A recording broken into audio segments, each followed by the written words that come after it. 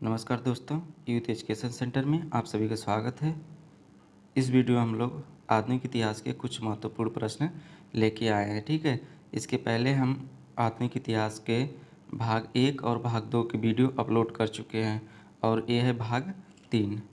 तो चलिए आइए हम लोग देखते हैं। अपना पहला प्रश्न क्या है, वल्लभ भाई पटेल को सरदार की उपाधि किसने प्रदान की थी?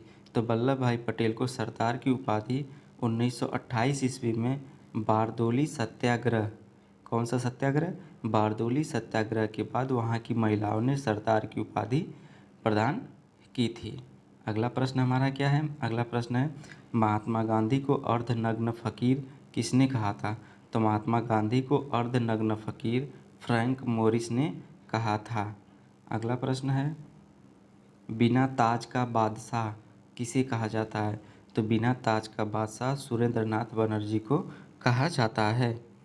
अगला प्रश्न है, grand old man of India, grand old man of India किसे कहा जाता है? तो grand old man of India दादा भाई नौरोजी को कहा जाता है। किसे कहा जाता है? दादा भाई नौरोजी को कहा जाता है। अगला प्रश्न है, कांग्रेस के प्रथम मुस्लिम अध्यक्ष कौन थे?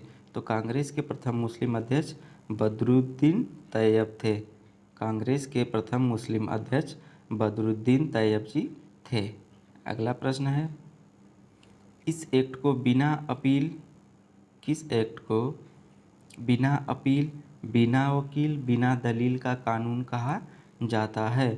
तो रॉलेट एक्ट को बिना अपील, बिना वकील, बिना दलील का कानून कहा जाता है।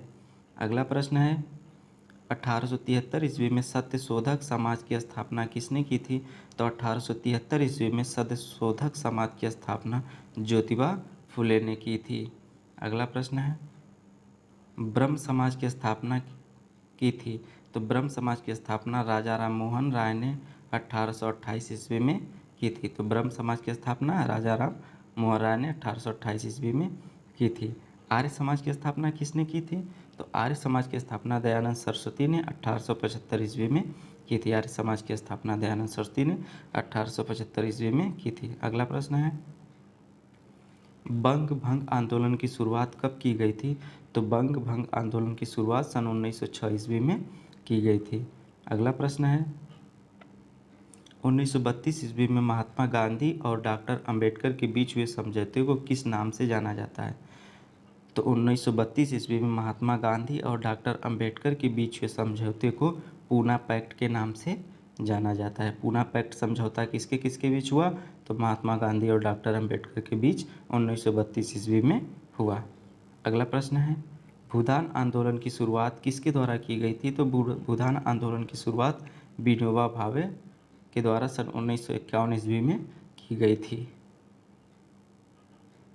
अगला प्रश्न है, मारो फिरंगियों को नारा, मारो फिरंगी को का नारा किसने दिया था? तो मारो फिरंगी को नारा मंगल पांडे ने दिए थे। अगला प्रश्न है, साम्राज्यवाद का नाश हो का नारा किसने दिया था? तो साम्राज्यवाद का नाश हो का नारा भगत सिंह ने दिए थे। अगला प्रश्न है, 1885 ईस्वी में कांग्रेस के प्रथम अधिवेशन की अध्यक्षता किसने की थी? तो 1885 ईस्वी में कांग्रेस के प्रथम अधिवेशन की अध्यक्षता बेमोस चंद्र बनर्जी ने की थी। अगला प्रश्न है, 1886 ईस्वी में कांग्रेस के दूसरे अधिवेशन की अध्यक्षता किसने की थी? तो दूसरे अधिवेशन की दादा भाई नौरोजी ने की थी। अगला प्रश्न है, कांग्रेस के किस अधिवेशन में पहली बार वंदे मातरम गाया गया? तो कांग्रेस के कोलकाता अधिवेशन 1906 ईस्वी में पहली बार वंदे मातरम गाया गया था।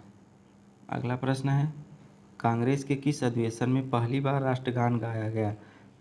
तो कोलकाता अधिवेशन 1911 में पहली बार राष्ट्रगान गाया गया। अगला प्रश्न है, कांग्रेस अधिवेशन की अध्यक्षता करने वाली प्रथम महिला कौन थी?